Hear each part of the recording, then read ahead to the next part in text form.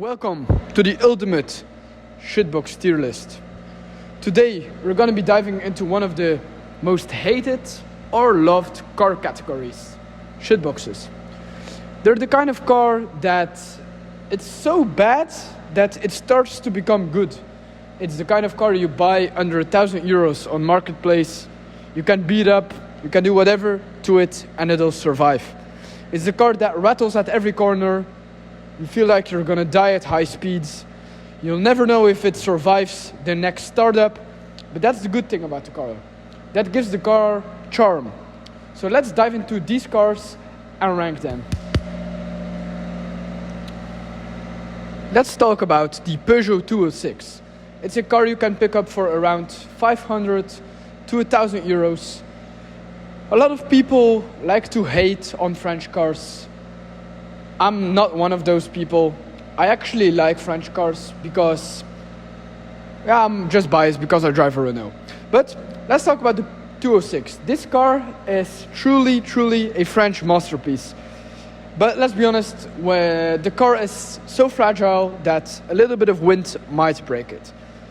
Under the hood is a 1.4 liter petrol engine which puts around 75 French horses. The pros about this car is that they look quite good. It's a good car as a beginner driver. They're cheap, they're easy to find, they're easy to maintain. They're not.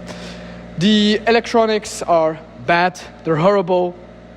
That's a con about this car. Also, the suspension feels like you're riding one of those bulls on the fair. The suspension is very stiff, but not in a good race car kind of way.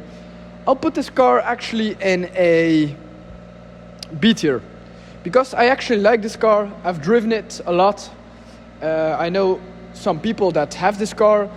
They sound great, straight piped. Overall, it's a pretty good beginner's car. Let's move on to the next. Een Peugeotje.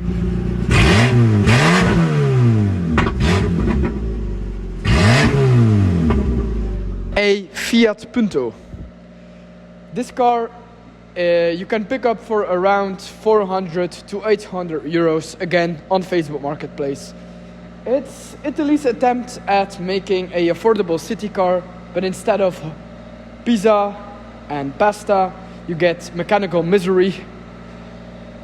The mechanical misery are the electronics. The electronics will break. The cooling system will fail on you when it's the hottest day of the year. And you get constant headaches with this car. Under the hood is a 1.2 liter petrol engine again, which puts out around 60 horsepower. The pros about this car is they're lightweight, they're cheap to run, the gas mileage is very good. They're easy to repair, at least if you're a mechanic with a lot of experience. The cons about this car is rust. Rust everywhere. Like everywhere on this car, there's gonna be rust. Even under the passenger seat, there's gonna be rust. You would think there's some places rust even can't reach. There will be on a Fiat Punto. Also, the engines are reliable as a toaster in the bathtub. I'll put this car in the last tier, in the D tier, because it's a horrible car. Can't really say that much else about it. Let's move on to the next. Now, again a French car, the Renault Twingo. The Renault Twingo you can pick up for around 500 to 1,500 euros on marketplace again. These cars are actually going up in prices because you can sometimes see them at car meets, slammed BBSs.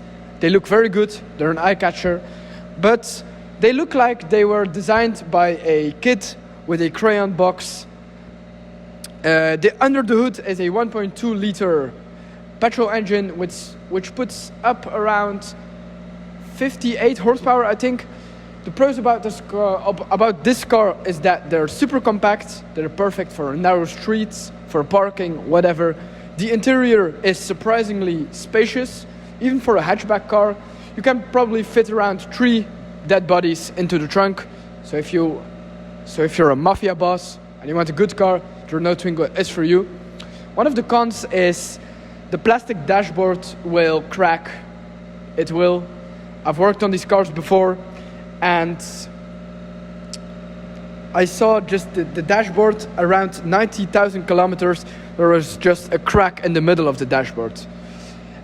Also, the engines, they struggle kind of with everything, especially the first gen Twingos. You have the more modern Twingos have a TCE 90 engine, which is a 900cc engine from Renault. It's reliable and it's pretty powerful, but the old Twingos are unreliable, engine-wise at least. I'll put this car in B tier just because I also own a Renault and they look cute. Let's move on to the next. The next car is for the Max Verstappen among us. The Citroen Saxo. You can pick one up for very cheap, around 300 to 1,200 euros. If you want to race and go to track days on a minimal budget, this is the car for you. Under the hood is a 1.4 liter petrol engine, which puts up around 75 horsepower. If you slap like some stage 1 tune or some ECU remap on this car, it can put up around 120 horsepower. Take some of the interior out, do some weight saving, and this car can go under 1,000 kilos, 120 horsepower, put some good tires on this, and it will be very, very good for track days. This is because the car is light, it's agile, it's very great for cornering. The suspension is pretty good, even the stock suspension. There's a lot of aftermarket parts for this car if you want to go racing with this car. The cons of this car is that safety-wise, it's not that good. The door panels are pretty thin, so if you roll over on track, the chances you're gonna make it out alive are minimal. Also, the hood is very, very fragile. You can sometimes see me taking the hood of my car, slamming it shut. With this car, you can't do this. If you take the hood, you slam it shut, the hood will break in 2 pieces. But overall, I will rank this car at an A tier, just because you can go into track with this for a very good, cheap price. Also, gas mileage is pretty good. I will put this car in A tier list. Let's move on to the next. Now, for the JDM lovers who are watching this video, the next car we're going to be talking about is the Nissan Micra. It's the K11 version, actually. You can pick it up for around 400 to 1,000 euros. This car is known as the Immortal City car. It's cute. It does everything you want to. It does everything you say it has to do. Weird sentence. As long as you don't ask the car too much. Under the engine is a 1 liter petrol engine, which puts up around 54 horsepower. It's reliable as a Swiss watch. It's easy to fix, even with duct tape and zip ties. The cons are, it's not exactly exciting to look at or drive. It looks cute, but it doesn't really look that good. The interior also looks like it was designed by a child, but in a bad way. I would put this car in a C tier. I like it, but I wouldn't want to own it myself. Next up, the Ford Ka, the first gen at least. You can pick one up for around 300 to 900 euros on Marketplace. It's a car that seems to have been designed with a cute smiley face, but it will make your wallet cry. When you look at it, you will think, oh, cute car, and your wallet will be crying.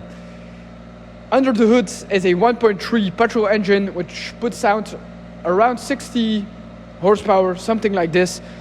The pros of this car, it's very compact. It's perfect for city driving, for daily driving, whatever.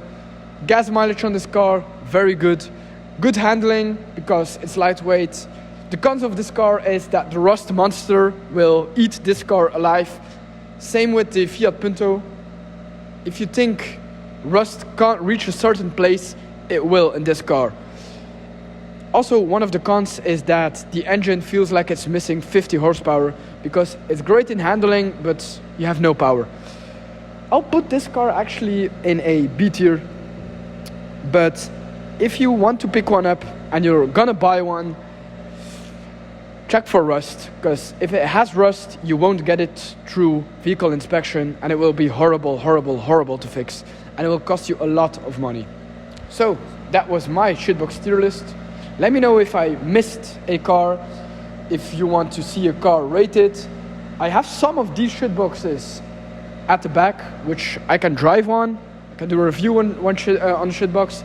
But I've got a few beaters left in mind. Let me know if you want a part 2.